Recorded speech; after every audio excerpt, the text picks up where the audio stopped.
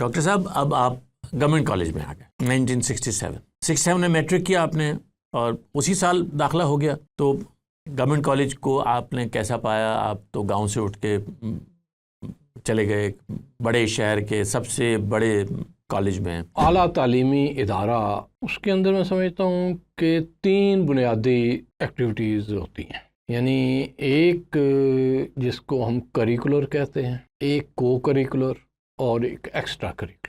جب تک یہ تینوں چیزیں نہیں ہوں گی وہ کوئی تعلیمی ادارہ کہلانے کے لائق نہیں. یہی چیز ہر جگہ پر ہوئی ہے کہ ہم نے میرٹ کی جگہ جو پہلا کام ہے، جس پوسٹ کے لیے ہم بندہ رکھ رہے ہیں، اس کی اہلیت دیکھنے کی بجائے کچھ اور چیزوں کو ترجیح دینا شروع کر. یعنی یہ کہہ سکتے ہیں کہ جو قیادت کی جگہ پہ لوگ آئے انہوں نے عوامی مطالبے کو معیار گرانے کا سبب بنا دیا. پنجابی میں ہمارے اس زمانے میں سینئر اسٹوڈنٹ ہوتے تھے نوابزادہ غضنفر علی گل کا معاملہ یہ تھا کہ اس کی زبان میں لکنت تھی، تو وہ جب تقریر کرنے آتے تھے ان پہ وقت کی پابندی ختم کر دی جاتی تھی. ڈاکٹر صاحب اب آپ گورنمنٹ کالج میں آ گئے 1967 میں میٹرک کیا آپ نے اور اسی سال داخلہ ہو گیا. تو گورنمنٹ کالج کو آپ نے کیسا پایا؟ آپ تو گاؤں سے اٹھ کے چلے گئے بڑے شہر کے سب سے بڑے کالج میں، اور میرے خیال میں میرٹ کے لحاظ سے گورنمنٹ کالج ہمیشہ سے ہی ٹاپ پہ رہا ہے. تو اس کے بارے میں کچھ اپنے تاثرات. جی، جیسا کہ میں پہلے بتا چکا ہوں کہ بھی کالج سے میرا تعارف تو ہو چکا تھا بھائی صاحب کی وجہ سے رسالہ راوی پڑھنے کی وجہ سے. تو گورنمنٹ اصل میں جو اعلیٰ تعلیمی ادارہ ہے اس کے اندر میں سمجھتا ہوں کہ 3 بنیادی ایکٹیویٹیز ہوتی ہیں. یعنی ایک جس کو ہم کریکولر کہتے ہیں، ایک کو کریکولر اور ایک ایکسٹرا کریکولر.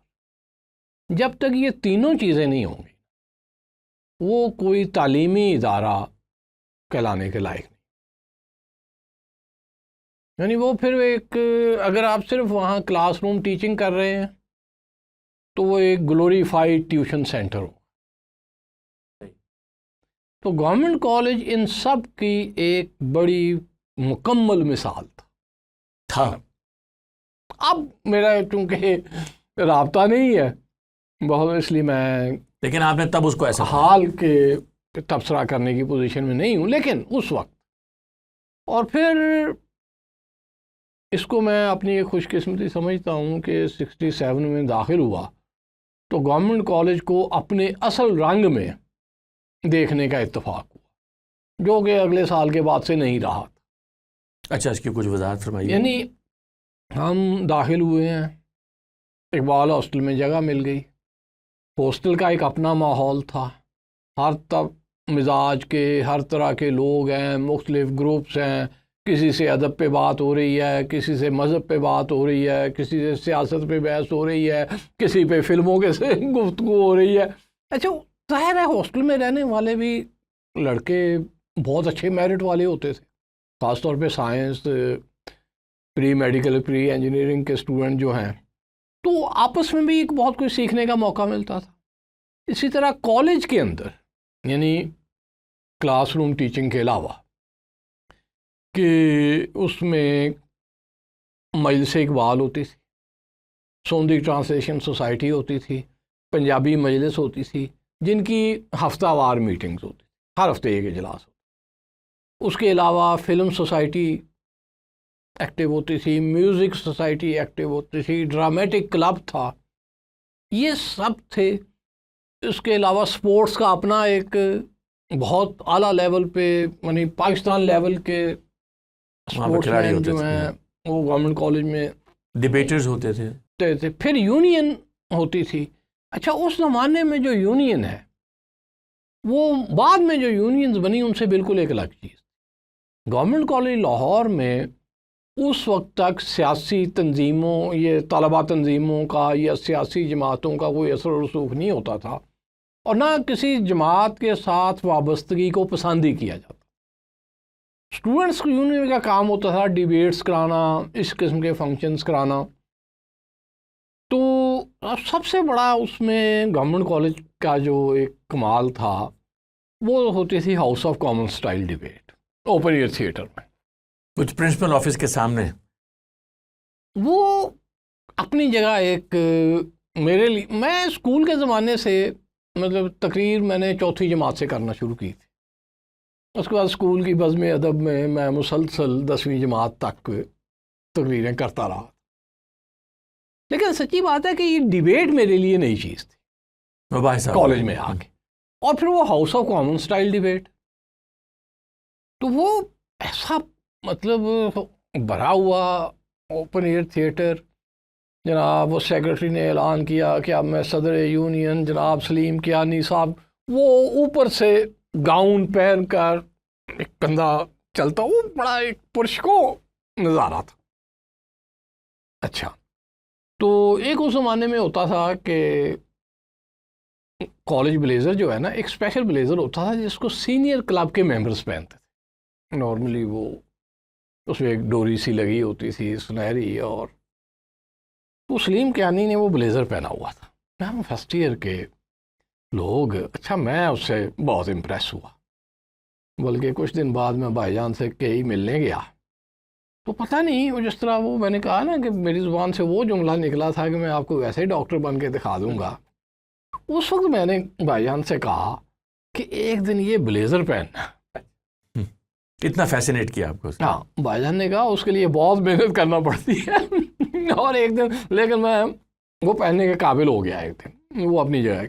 تو خیر مطلب اچھا, ہاؤس آف کامن اسٹائل کا ڈیبیٹ کا یہ ہوتا ہے کہ اس میں کوئی رٹی رٹائی تقریر, اس میں وہی بندہ کامیاب ہو سکتا ہے جس کی بہت اسٹرانگ وٹ ہو, حاضر جواب ہو فوراً, کیونکہ اس میں وہ نقطہ اعتراض, نقطہ اطلاع, نقطہ استحقاق, وہ سب پارلیمنٹ کی کارروائی کی طرح ہوتا تھا.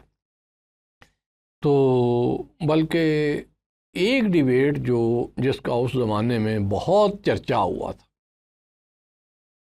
وہ تھی جنت کی واحد خالی کرسی کا حقدار کون, ہیر غالب ہٹلر.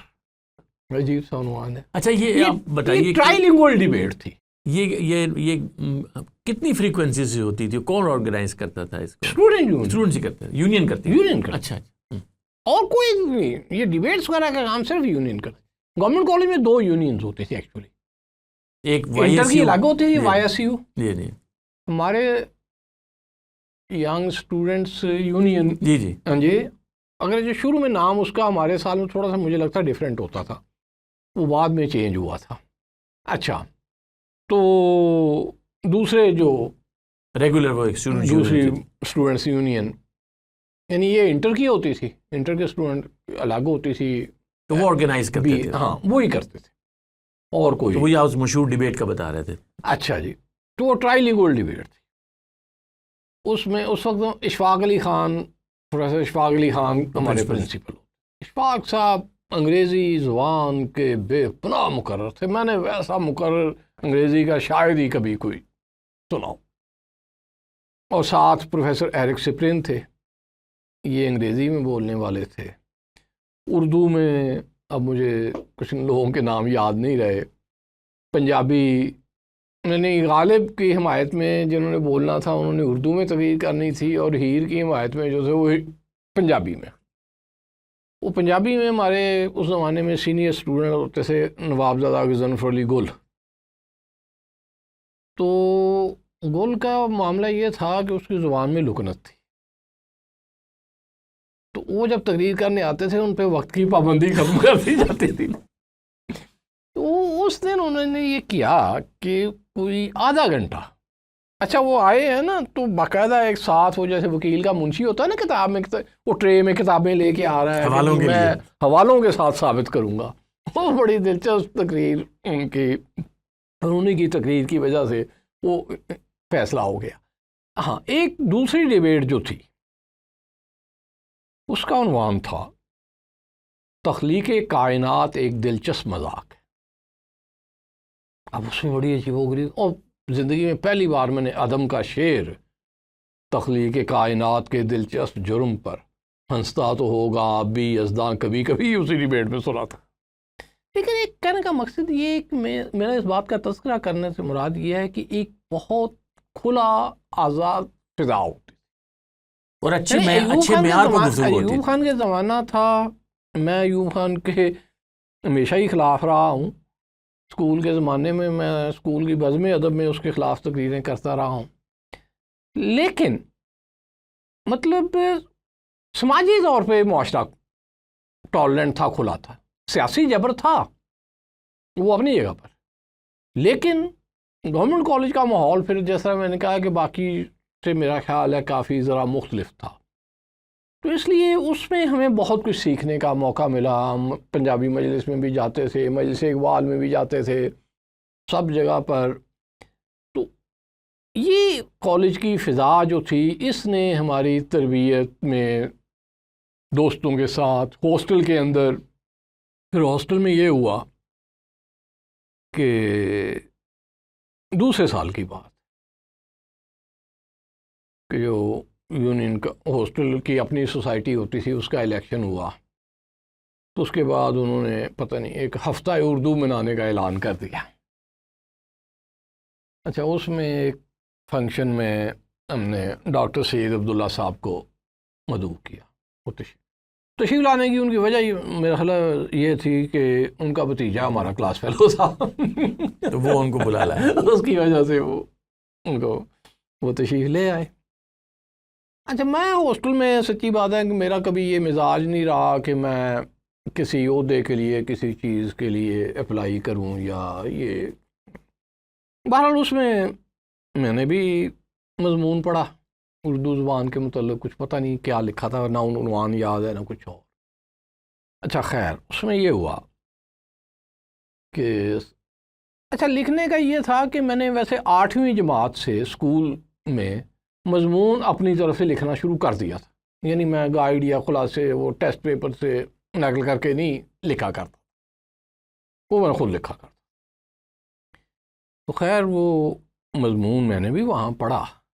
اب سید صاحب صدارتی تقریر کرنے آئے، انہوں نے سب اسٹوڈنٹس کا نا جنہوں نے پڑھا بڑے استادانہ شفقت تھی ذکر کیا، اس پہ تھوڑا سا تبصرہ کیا، میرا نام ہی نہیں لیا. اب میں تو جیسے شرمندگی کے مارے برا حال ہو گیا کہ اچھا یہ ہوا ہے. خیر لیکن انہوں نے پھر اینڈ پہ سب سے آخر میں بعد میں میرا ذکر کیا اور کافی اس پہ تعریفی کلمات ادا کیے. تو آرے خان صاحب ہمارے سپرنٹینڈنٹ ہوتے تھے اس وقت ہاسٹل کے. ہاں، اس وجہ سے میں آرے خان صاحب کی نظر میں بھی آ گیا. تو وہ جو انگریزی کے پروفیسر تھے. جی، انگریزی کے پروفیسر تھے. اس کے بعد یہ ہوا کہ خیر لیکن کچھ دنوں بعد ہی کالج بند ہو گئے. ایوب خان کے خلاف ہنگامے شروع ہو گئے. تو 2 جلوس ہم نے بھی نکالے، مال روڈ پہ، بینک اسکوائر پہ پولیس کی لاٹھیاں بھی کھائیں. اور یہ گورنمنٹ کالج کے طلبہ کی سطح پر جی وہ اس وقت ہوا یہ تھا کہ اسٹوڈنٹس یونین کا ابھی الیکشن ہوا تھا لیکن انسٹالیشن سیریمنی نہیں ہوئی تھی کہ ہنگامے شروع ہو گئے. اور اب آپ سیکنڈ ایئر میں تھے. سیکنڈ ایئر میں تھے. تو وہ پریزیڈنٹ سیکرٹری تو غائب ہو گئے. کو ظاہر ہے وہ کچھ سیاسی رجحان رکھنے والے لوگ ہوتے ہی نہیں تھے، تو اس لیے مجھے ان کے نام بھی یاد نہیں کہ وہ کیا تھے. تو گورنمنٹ کالج لاہور سے ہم نے اجمل نیازی کی قیادت میں جلوس نکالا تھا. پہلا جلوس جو تھا نا. نیائی صاحب آپ کے سینئر 3 سال سینئر، تو اس راوی کے ایڈیٹر تھے. ہاں. تو وہ لیکن کالج بند ہو گئے. اس کے بعد مارچ میں جب کئی مہینے تک بند رہے، 5 مہینے بند رہے. جب مارشل لا لگا یا خان کا تو پھر کالج کھلے تھے. ظاہر وہ ہمارا ایک طرح سے تعلیمی سال ضائع ہوا. لیکن جب کالج کھلنے پر ہاسٹل واپس آئے تو پتہ یہ چلا کہ اقبال ہاسٹل کے اندر ایک لائبریری قائم کی جا رہی، ایک ڈارمیٹری کو خالی کر کے تو اس میں لائبریری قائم کی جا رہی. تو طریقہ کار اس کا یہ اختیار کیا گیا کہ بھی ہاسٹل کو پیسے نہیں دے رہا تھا، سب اسٹوڈنٹس سے کہا گیا تھا بھی آپ جتنے پیسے دے سکتے ہیں وہ لکھ دیں، وہ بعد میں بل میں کر کے وصول کر لیے جائیں. کسی نے 10 کسی نے 20 روپے، اس زمانے میں بڑے ہوتے تھے. یہ پیسے اکٹھے ہوئے، 2 بندوں کی کمیٹی بنائی گئی. ایک دن نارے خان صاحب راؤنڈ کرتے ہوئے اوپر میرے کمرے میں آگے بیٹھ گئے، باتیں شروع کر دیں. تو مجھے کہنے لگے کہ تمہارے پاس کوئی عہدہ ہونا چاہیے. میں نے کہا سر میں نے کبھی ضرورت محسوس نہیں کی، نہ میں نے کبھی اس کے لیے اپلائی کیا ہے. تو کہتے نہیں اب وہ کمیٹی تو بن گئی ہے، لیکن وہ لائبریری کمیٹی جو ہے نا تم اس کے ساتھ شامل ہو جاؤ اور لائبریری کے لیے. تو میں اور میرا دوست تھا تنویر احمد، تو ہم دونوں پھر وہ کمیٹی کے ساتھ جا کے ہم نے فیروزن سے مختلف جگہوں سے کتابیں خریدیں، ظاہر ادب کی، شاعری کی، اور جو بھی سمجھ میں آیا. تو وہ ہاسٹل میں لائبریری قائم کی میں نے اور میرے دوست نے. میں نے کہا ہم نے پیسے نہیں دینے. تو ہم نے مولانا مودودی صاحب کی کتابوں کا پورا سیٹ جو تھا نا وہ لے کے دیا لائبریری کو. تو یہ ہمارا سلسلہ جو ہے، اس لیے اس نئی کتابیں کافی کچھ اس زمانے میں پڑھنے کا بھی موقع ملا.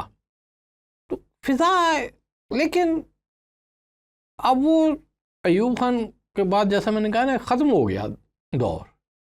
خیر کچھ ہمارے امتحانات بھی ظاہر ہے پھر اس وجہ سے تاخیر سے ہوئے، تو تعلیمی سیشن جو ہے نا وہ لیٹ ہونا شروع ہو گیا. لیکن یہ جو سال تھا آپ کا، اس میں اس وقت تک تو سیاسی مداخلت یا سیاسی جماعتوں کی کا اثر انداز ہونا یا ان کے لیڈرز کا کچھ ذکر ہونا، یہ سب کچھ گورنمنٹ کالج کے کیمپس پہ نہیں ہوتا؟ گورنمنٹ کالج کیمپس پہ بالکل نہیں ہوتا تھا، اس میں کوئی ایسا تصور نہیں تھا. تو مطلب گورنمنٹ کالج کے بخاری آڈیٹوریم میں نے سر ظفر اللہ خان کو بھی سنا ہوا ہے. اور اس وقت کوئی مسئلہ نہیں تھا ان کے مذہب کے حوالے سے؟ ہاسٹل میں ہمارے ساتھ لڑکے ہوتے تھے، کالج میں ہوتے تھے، دوست تھے، کبھی کسی سے کوئی مسئلہ نہیں ہوا، کبھی کوئی بات نہیں ہوئی. یہ کوئی ایشو اس وقت تو تھا ہی نہیں نا. یعنی جو اختلاف رائے یا کسی کا کوئی سیاسی یا مذہبی یا قومی لحاظ سے کسی کا مختلف ہونا، چاہے وہ کتنا ہی اس میں جذباتی ہو، کبھی کوئی مسئلہ پیدا نہیں کرتا تھا. یعنی یہ کبھی کوئی مسئلہ نہیں تھا. مطلب کہ مختلف خیال لوگ ہیں، تو راوی کے اندر کا وہ گزٹ کے اندر، مجھے یاد ہے کہ کالج گزٹ کے اندر میرا خیال ہے وہ ڈز گاڈ ایگزسٹ ایک آرٹیکل شائع ہو گیا تھا، اس نے انکار کیا. اور مجھے یاد پڑتا ہے مستنصر میر صاحب نے اس کا جواب لکھا تھا. اچھا مجھے کچھ یاد ہے کہ مستنصر میر صاحب نے اس کا جواب بھی لکھا تھا، وہ بھی گزٹ میں شائع ہوا تھا. تو اس طرح کے نازک مباحث بھی ہوتے تھے، مطلب کسی قسم کا کوئی ایشو نہیں ہوتا. اور سیاست تو بالکل بھی کالج میں نہیں تھی. ہم لوگ تھے، ہمارا بہت سیاسی مطلب ہوتا تھا. مجھے اپنے خاندانی پس منظر کی وجہ سے تو موچی دروازے میں جا کے سیاسی جماعتوں کے جلسے سننے اپوزیشن کے، تو اس زمانے کا مشرقی پاکستان، مغربی پاکستان کا میرا باشانی اور مجیب الرحمان کے علاوہ شاید ہی کوئی بندہ ہو جس کو میں نے نہ سنا ہو. ان کو سننے کا اتفاق نہیں ہوا. شیخ مجیب الرحمان جس وقت انہوں نے گول باغ میں جلسہ کیا تو میں لاہور میں تھا، میں گھر گیا ہوا تھا.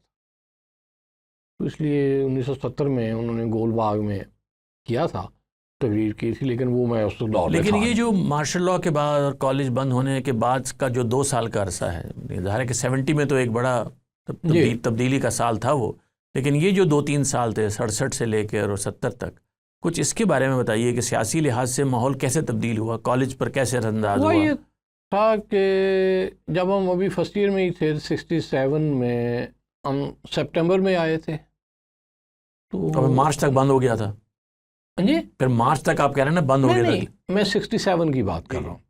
سپٹمبر 67 میں ہم کالج میں داخل ہوئے ہیں، ہاسٹل میں آئے ہیں. میرا خیال ہے اکتوبر یا نومبر تھا کہ جس میں بھٹو صاحب نے جب لاہور میں گلبرگ میں ڈاکٹر مبشر حسن کے گھر پر پیپلز پارٹی قائم کی گئی تھی، ہمارے ہاسٹل سے کافی لڑکے گئے تھے، اور کئی لڑکوں نے واپس آ کے وہ اپنے پیپلز پارٹی کے وہ جھنڈے جو ہے نا کمروں کے شیشوں پر لگائے ہوئے تھے. لیکن وہ کوئی ایسی بات نہیں تھی، ٹھیک ہے نہیں. تو کالج کے اندر کوئی پولیٹیکل ایکٹیویٹی نہیں ہوتی تھی. مجھے یاد ہے میں نے اپنے ہاسٹل کے دروازے پر وہ شورش کا شعر میرے افکار دلاویز کے پس منظر میں سرخ پرچم کی صدا ہو مجھے منظور نہیں, مجھے اگر یاد ہے ٹھیک تو وہ لگایا ہوتا تھا. لیکن یہ سرخ اور سبز کی کچھ شروع ہو گئی تھی ٹسل. شروع اس وقت ہو گئی تھی. مطلب پیپلز پارٹی بننے سے سوشلزم جو ہے اس کی بات کافی شروع ہو گئی تھی. ہاسٹل میں اس پہ بہت بحثیں ہوتی. اچھا, ہم تھوڑا بہت جماعت اسلامی کا لٹریچر پڑھ کر نہ ہمیں کوئی سوشلزم کا پتہ ہوتا تھا, پھر وہ جماعت اسلامی کی چیزیں پڑھ کے ہم بھی سوشلزم کے خلاف ہوتے تھے. تو ایک بار سوچا پہلے کہ کچھ پڑھا بھی جائے. تو میرا کلاس دوست روم میٹ اس نے نا چینی سفارت خانے والوں کو خط لکھ دیا. کچھ دن بعد ہمارے پاس ایک بنڈل آ گیا. اچھا, اس کو کھول کے دیکھا تو وہ اندازہ ہوا کہ یہ سوشلسٹوں کا شیعہ سنی جھگڑا ہے. جی, وہ اس میں زیادہ زور اس پر تھا کہ سوویت یونین والوں کا سوشلزم جعلی ہے, ہمارا اصلی ہے. تو کہنے کا مقصد یہ کہ ڈیبیٹ شروع ہو چکی تھی وہ پیپلز پارٹی کے بننے سے. اچھا, لیکن 69 اب جب ہم 69 میں تھرڈ ایئر میں پہنچے, نیو ہاسٹل میں پہنچے, تو وہاں پر بھی اور تھوڑے کچھ دنوں بعد ہی ظاہر ہے جنوری 1970 سے سیاسی سرگرمیوں کی اجازت مل گئی تھی, اوپن ہو گیا تھا, اور ملک میں انتخابات ہونے تھے جولائی میں. ٹھیک ہے نا. ایک تو اتنی لمبی سیاسی مہم جو ہے نا وہ بھی اپنی جگہ اس کے مسائل تھے, تو وہ شروع ہو گیا. اچھا, پریس بھی آزاد ہو گیا, جو چاہے آپ مطلب حکومت کو کچھ نہ کہیں, باقی جو مرضی. اور نتیجہ یہ ہے کہ وہ آزادی کا ہمارا جو پریس صحافت میں جو آیا نا, تو میں اس کو کہتا ہوں دائیں بائیں ہر طرف گٹر ابل پڑے. یعنی قدر غلیظ صحافت جو ہے نا اس زمانے سے شروع ہوئی, اس وقت شروع, یا پھر وہ اب قریب دیکھنے کو مل رہی ہے. ہر طرح کا اس میں جو ہے نا, اور اس میں دائیں بائیں کسی کی کوئی قید نہیں, سب اس میں ملوث تھے. میں کہوں کہ جی فلاں نے کیا ہے یا فلاں نے کیا ہے, ایسی کوئی بات نہیں ہے, سبھی اس میں ملوث. اور اس کی اصل وجہ کیا تھی یہ میرے لیے کہنا مشکل ہے. یعنی کوئی سیاسی جو وابستگیاں تھیں, شخصیات تھیں. سیاسی وابستگیاں اپنی جگہ پر. ہمارے ہاں انگریزوں کا ایک دیا ہوا نظام تھا, ایک سیاسی ٹریننگ. اچھا, اس میں ایک پارلیمانی زبان کا استعمال جو ہے وہ ہوتا تھا. مطلب میں موچی دروازے میں اپوزیشن کی تقریریں جس طرح میں نے کہا ہے, اس میں خاص طور پہ صف اول کے جو لیڈر ہوتے تھے وہ کبھی کوئی غیر پارلیمانی بات, ایوب خان کا بہت تنزیہ کلمہ کہنا ہو تو یہ ہوتا تھا فیلڈ مارشل صاحب نے یہ کہا ہے, اس سے زیادہ نہیں, اس سے زیادہ. لیکن کچھ 70 کے الیکشن میں, چونکہ وہ الیکشن تھا 70 کا جو پہلی بار بالغ رائے دہی کی بنیاد پر ہو رہا, اس سے پہلے موقع ہی نہیں ملا, کبھی موقع نہیں ملا تھا. تو ہمارے کچھ, اب میں کیا نام لوں, کہ بھی لیڈر بھٹو صاحب نے عوام تک رسائی کے لیے کچھ بہت زیادہ ڈائریکٹ سا طریقہ کار اختیار کر لیا.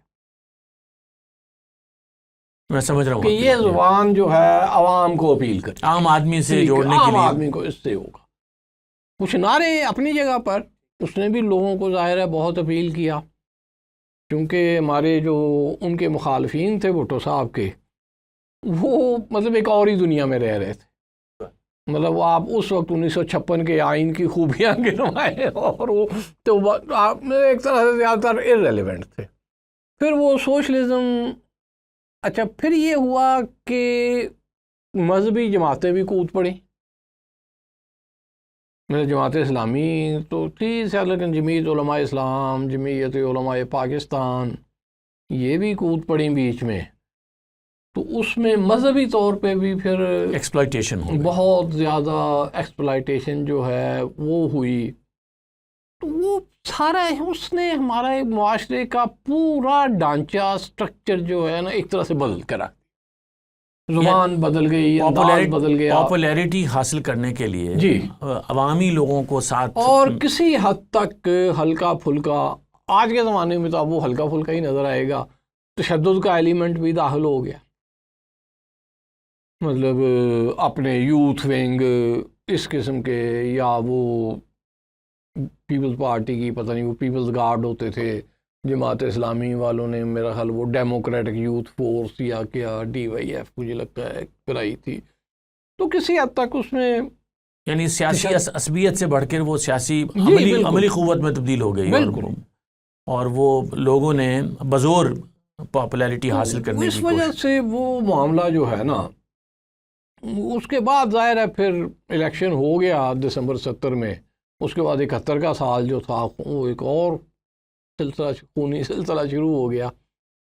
تو یہ اس وجہ سے، تو جب پیپلز پارٹی 72 میں گورنمنٹ بدلی تو پھر بہت کچھ حالات جو ہے نا وہ بدل چکے تھے. ظاہر ہے سیاست بھی تعلیمی اداروں میں آ چکی تھی، اور بلکہ مگر میں یہ کہوں کہ مطلب اساتذہ اور کچھ سبھی لوگ اس میں ملوث ہو گئے کسی نہ کسی حد تک، اگرچہ گورنمنٹ کالج کا ماحول بہت حد تک اس سے پاک رہا. میں پھر بھی کہتا ہوں کہ گورنمنٹ کالج کے اساتذہ نے اپنے طالب علموں میں کبھی، یا آپس میں بھی اختلاف کے باوجود، مطلب اس زمانے میں یہ ہوتا تھا کہ جیسے پنجاب یونیورسٹی ہے، یا رائٹ لیفٹ ڈویژن ہے، ایک طرف جمعیت والے ہیں، ایک طرف دوسرے ہیں، اچھا اساتذہ بھی اس میں ملوث ہیں.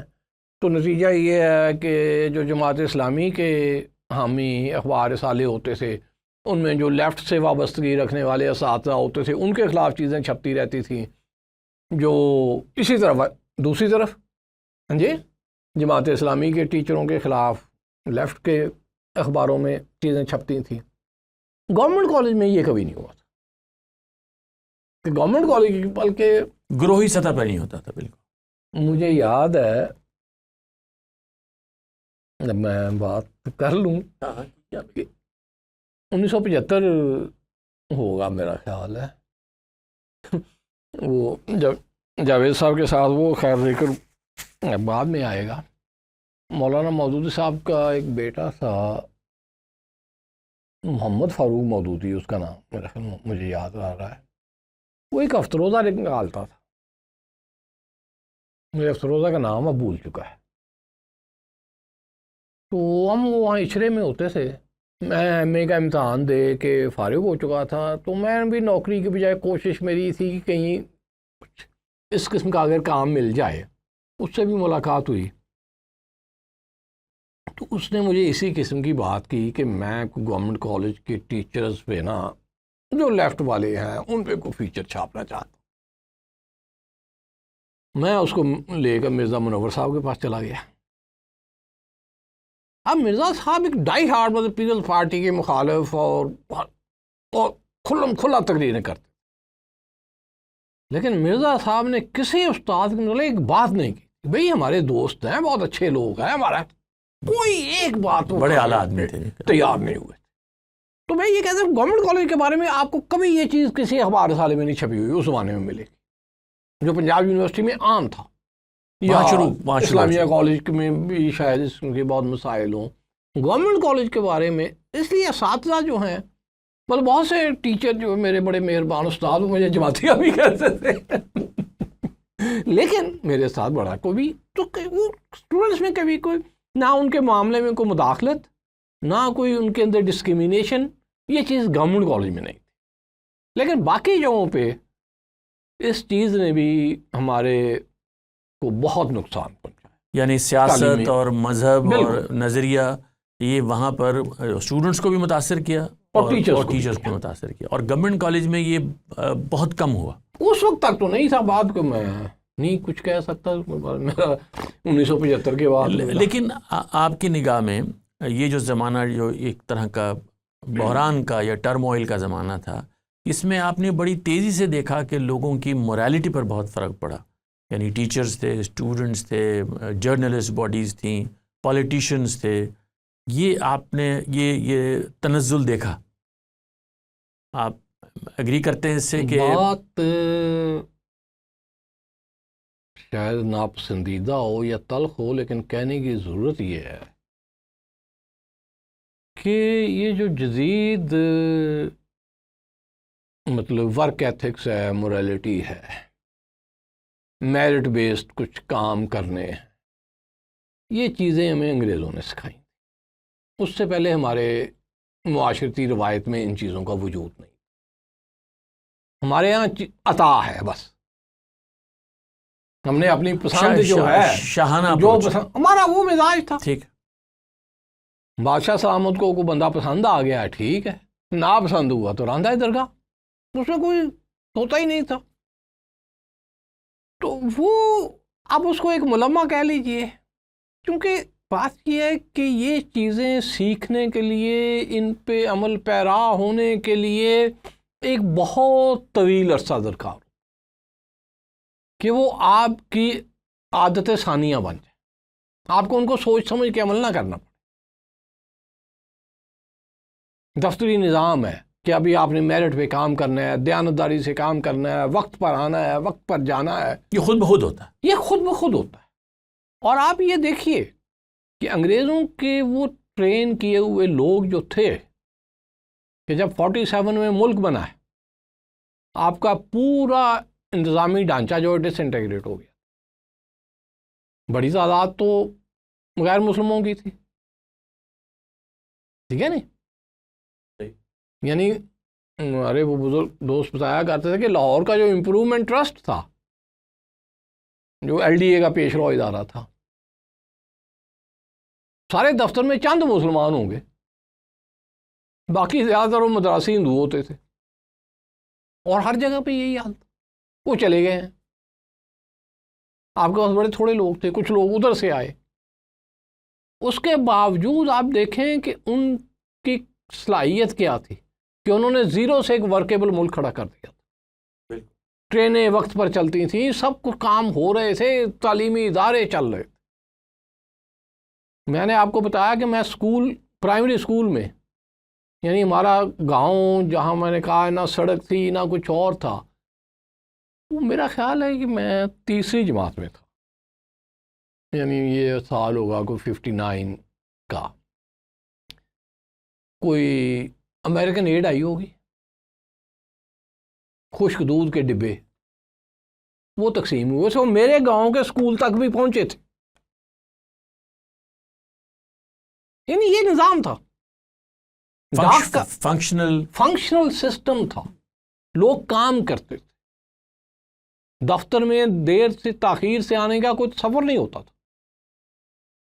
تو کہنے کا مقصد یہ وہ، لیکن ہم نے اس کو کولونیل لیگیسی کہہ کر رد کرنا شروع کر دیا، اور ہم مغل دور کی طرف ایک طرح سے واپس جانا شروع کر دیا. تو ایوب خان کے زمانے سے ہم نے ٹیمپرنگ تو شروع کر دی تھی سسٹم کے ساتھ، لیکن سسٹم اپنی ایک طاقت کے ساتھ چل رہا تھا. وہ آپ مطلب مسعود مفتی کی کتاب یا اور لوگوں کی جو لکھی چیزیں دیکھ لیں، اس میں پتہ چل جائے گا. لیکن پھر بھٹو صاحب سے آنورڈ، یعنی یہ عوامی پالیٹکس نے جی اصل میں نقصان پہنچایا آپ کے خیال میں؟ ایک بڑا سبب اس کا تو عوامی پتہ نہیں، میں اس کو یہ شاید نہ کہوں، لیکن ہماری مطلب قانون ضابطے کے مطابق کام کرنا جو ہے نا، یہ ہماری طبیعت کو راس نہیں آتا. ہمارے ہاں مطلب یہ سلسلہ شروع ہو گیا، ورنہ اس سے پہلے یہ کبھی یہ تصور نہیں ہوتا تھا کہ کوئی زبانی آرڈر دیا جا سکتا. پھر قانون میں ایک اور چیز ہوتی، وہ روایات، کنونشنز ہوتی. ہر چیز آپ لکھ کے نہیں کر سکتے. وہ جو کنونشنز ہوتی ہیں، روایات ہوتی ہیں، ان کا احترام کرنا پڑتا. جب تک آپ معاشرے میں وہ چیز پیدا نہیں کریں، وہ ادارے بھی کرتے تھے اور ذمہ دار بھی کرتے تھے، کام نہیں ہوگا. مطلب پنجاب یونیورسٹی کے میں واقعات سنا سکتا ہوں آپ، مطلب 1970 سے پہلے کے جو سنے ہوئے ہیں بڑوں سے، کہ بھی کس طرح کام ہوتا تھا، وائس چانسلر کے عہدے کا کیا مطلب ہوتا، کیا اس کی پوزیشن ہوتی. تو یعنی وہ کچھ اقدار تھیں جو اتنی بالکل جو پوری طرح سے آپریٹو تھیں. مطلب ہم نے ایک واقعہ سنا کہ اس وقت ڈاکٹر عمر، بہت پرانی بات ہے، ڈاکٹر عمر حیات ملک وائس چانسلر تھے، نہیں سردار عبدالرب نشتر گورنر تھے. اس زمانے میں یہ سنڈیکیٹ وغیرہ نہیں ہوتی تھی، ایک چانسلرز کمیٹی ہوتی تھی جس کے نام جو ہیں وہ یونیورسٹی کی طرف سے وائس چانسلر کی طرف سے چانسلر کو بھیجے جاتے تھے، ایک پینل، اس میں سے وہ ٹیک کر لیتے تھے. سردار عبدالرب نشتر نے یہ کیا کہ انہوں نے اپنی طرف سے کوئی نام شامل کر جو لسٹ میں نہیں تھا. ڈاکٹر عمر حیات ملک نے جا کے اسی گورنر کو اپنا استعفیٰ پیش کر دیا. انہوں نے کہا کہ بھئی آپ زیادتی کر رہے ہیں، آپ دیکھ لیں میرا اختیار ہے. کہا جی میں آپ کے اختیار کو چیلنج نہیں کر رہا، ٹریڈیشن لیکن ٹریڈیشن نہیں، یا دوسرے اگر آپ نے کوئی اور نام شامل کیا ہے تو اس کا مطلب ہے کہ مجھے آپ کا اعتماد حاصل نہیں رہا. تو اگر آپ کا اعتماد نہیں حاصل رہا تو مجھے اس سیٹ پہ رہنے کا کوئی حق نہیں. یعنی اخلاقی لحاظ سے بالکل اخلاقی لحاظ. تو یہ چیزیں تھی، روایات ہوتی. گورنمنٹ کالج میں یہ کبھی کوئی تصور نہیں کر سکتا تھا کہ پرنسپل کے ڈی او کے بغیر کوئی سیکرٹری تعلیم جو کوئی بندہ کالج میں کسی ٹیچر کو بھیج دے گا، اپوائنٹ کر دے، نہیں تصور ہوتا. تو اس کے بعد پھر جو ہوا، تو کہنے کا مقصد یہ کہ قاعدہ قانون ضابطہ اس کی پیروی کریں، اس کے مطابق کام کریں. اب ہمیں ہر کوئی یہ کہتا ہے کہ نہیں جی قاعدہ نہ بتائیں، قانون نہ بتائیں، طریقہ بتائیں. ہاں کام کیسے زبانی. ہم کئی لوگوں سے سنا بھی سینئر سے، ہاں جی سر یہ کس قانون کے تحت کام کرنا ہے، میں نے کہا جو دیا. تو یہ کام جو ہے نا، جب تو اس کا نتیجہ یہ ہے کہ ہمارا پورا سسٹم جو ڈس فنکشنل ہو گیا ہے، اسی کا نتیجہ ہے.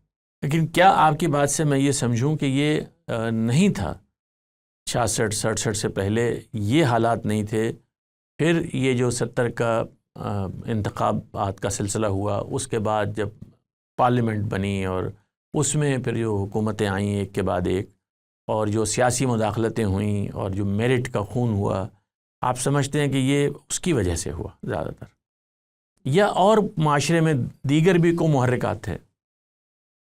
ظاہر ہے کہ معاشرے کو، آپ کو جب تعلیم، ایک چیز ہوتی ہے کہ آپ لوگوں کو یہ بتاتے ہیں اور سننے والے کو بھی ایک پتہ ہو کہ بھی یہ کام کس طرح ہو سکتا. جب یہ ہو کہ بھی نہیں، ہمارے ہاں پنجاب یونیورسٹی میں میرٹ پر جب داخلوں کا نظام شروع کیا تو بڑے لوگ ایک ہی بات، نہیں کوئی تو طریقہ ہوگا نا. ان کا بتاتے تھے بھی نہیں کوئی تو طریقہ ہوگا نا. اب یہ کوئی تو طریقہ جو ہے نا، اس کا یہ مطلب جب رائج ہو جائے معاشرے میں تو وہی طریقہ ہو جاتا. تو پھر وہی طریقہ بنے. یہ ایک سب سے بڑا ہمارا، میں جب یونین کا صدر تھا کالج میں، تو دوست کے گھر بیٹھا ہوا تھا، تو اس کی امی نے مجھے کہا کہ یہ جاننے والے ہیں، ان کی بات سن لو. وہ بندہ، میں نے کہتا یہ گورنمنٹ کالج میں چھوٹا بھائی اس کو داخل کرانا ہے، یہ نمبر کتنے ہیں؟ سر نمبر تھوڑے ہی ہیں. میں نے کہا کچھ سپورٹس وغیرہ لکھ دیں گے؟ میں کہا لکھ دیں گے؟ کہ نہیں، گورنمنٹ کالج میں پاکستان لیول سپورٹس سے زیادہ کمپٹیشن ہوتا ہے. کہتا نہیں. کچھ اور ایک دو پوچھے، نہیں. تو میں نے کہا کہ پھر داخلہ کیسے ہوگا؟ تو اس نے مجھے کہا جی ہو جاتا ہے. میں نے کہا میں تمہاری بات کی تردید نہیں کروں گا، کیونکہ مجھے پتا تھا کہ ہمارے پرنسپل صاحب نے اس وقت شروع ہو گیا کے کہنے پہ داخلے کیے تھے. اچھا، مجھے بھی اس بات کا پتا. تو میں نے اسے کہا کہ بھی، میں نے کہا اچھا اگر تمہارے بھائی سے کم نمبروں والا کوئی بندہ گورنمنٹ کالج میں داخل ہوا تو تم میرے پاس آ جانا، میں داخلہ کروا دوں. تو اس نے آگے سے مجھے جواب دیا، مجھے آج تک کبھی نہیں بولا، نہیں پھر تو جائز ہی ہو گیا نا۔ وہ جواب مجھے آج تک نہیں کبھی بولا۔ پھر آپ نے کیا کیا؟ بالکل۔ تو یہ مسئلہ جو ہے نا کہ ہمارا، دیکھیے یہ جو جدید دور کی اخلاقیات ہے اس کا مذہب سے یا کسی چیز کا کچھ لینا دینا نہیں۔ یہاں کچھ ایس او پیز ہیں، کچھ سٹینڈرڈ کام ہے کہ آپ نے یہ کرنے، اس طرح کرنے۔ جب آپ ان کو فالو کریں گے آپ کو ان کے نتائج ملیں۔ تو صرف واز کرتے رہنے سے یا اور چیزوں سے فرق نہیں پڑتا، کام ہے۔ ہاں وہ آپ کام کریں، اس کے بعد آپ جو مرضی اپنی وابستگیاں رکھیں، کوئی فرق نہیں پڑے گا۔ اب سائنس کی لیبارٹری میں چاہے کوئی بندہ مذہبی ہے چاہے کوئی غیر مذہبی ہے، اگر لیبارٹری کا اپنا کام ٹھیک اس سٹینڈرڈ کے مطابق کر رہا ہے تو اس کے نتائج وہی نکلیں گے۔ یہ نہیں ہے کہ مذہبی کے نتائج کچھ اور ہوں گے، غیر مذہبی کے نتائج کچھ اور ہوں گے، وہ نہیں ہوں گے۔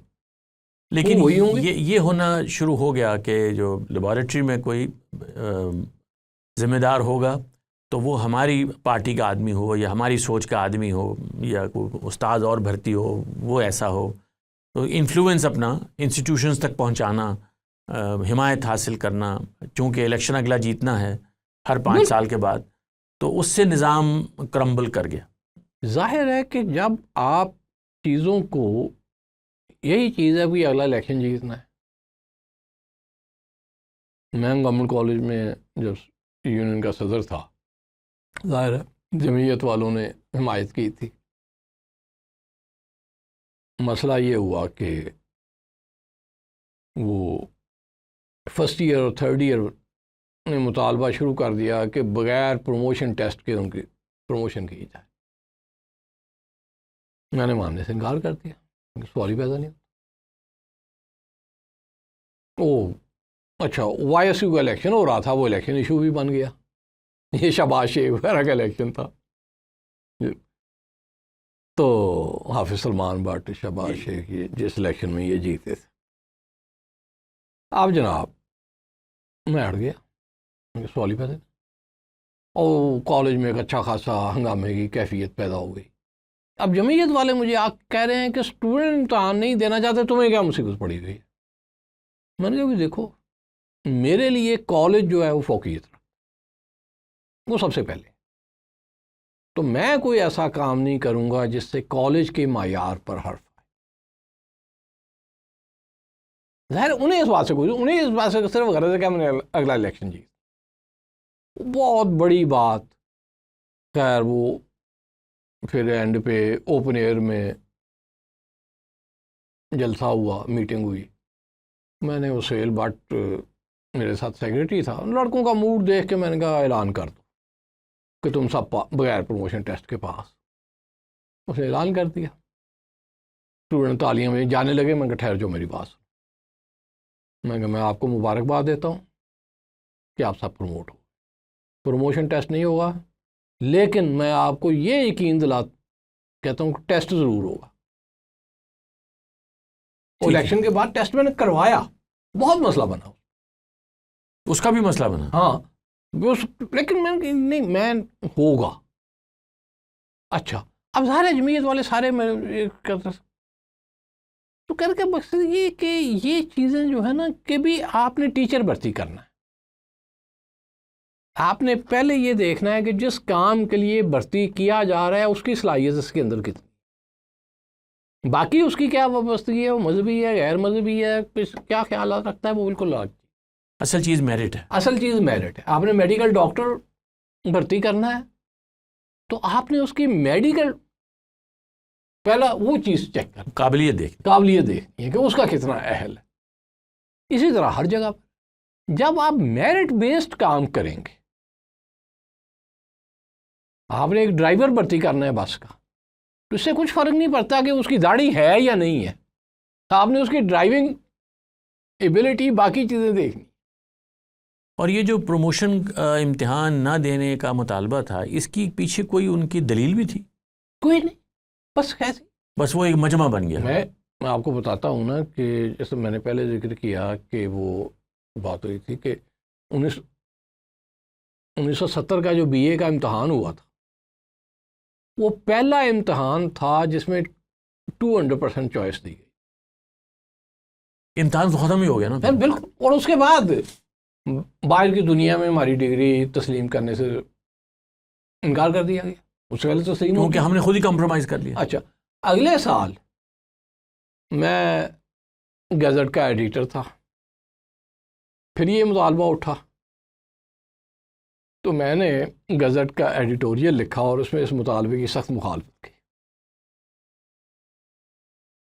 اچھا وہ گورنمنٹ کالج میں تعداد بڑی ہوتی تھی, سیکشنز ہوتے تھے, نام وام بھی ہمیں نہیں پتہ ہوتے تھے, شکلیں اسٹوڈنٹس کی پتہ ہوتی تھی, نام بھی کم پتہ ہوتے تھے. تو انگریزی کی کلاس کے ہم جا رہے تھے, میں نے دیکھا 2 لڑکے بات کر رہے ہیں آپس میں, وہ ایک دوسرے سے. اچھا میرا ان کو یہ نہیں پتا تھا کہ میں گزٹ کا ایڈیٹر ہوں. تو وہ ایک کہتا کہ وہ یار وہ مطالبے کا کیا بن رہا ہے, اس نے کہا کوئی نہیں ہونا. کیوں؟ کہتا تم نے گزٹ کا ایڈیٹوریل نہیں پڑھا. اچھا مجھے بڑی حیرت ہوئی کہ ابھی گزٹ کا ایڈیٹوریل تو میں نے لکھا ہے, وہ کسی پالیسی کا یا کسی اور کا نہیں ہے. خیر بہرحال کہنے کا مقصد ہوا نہیں تھا وہ تو, لیکن اس کے بعد سے ہمارا وہ ختم ہو گیا. یہی چیز ہر جگہ پر ہوئی ہے کہ ہم نے میرٹ کی جگہ جو پہلا کام ہے, جس پوسٹ کے لیے ہم بندہ رکھ رہے ہیں, اس کی اہلیت دیکھنے کی بجائے کچھ اور چیزوں کو ترجیح دینا شروع کر.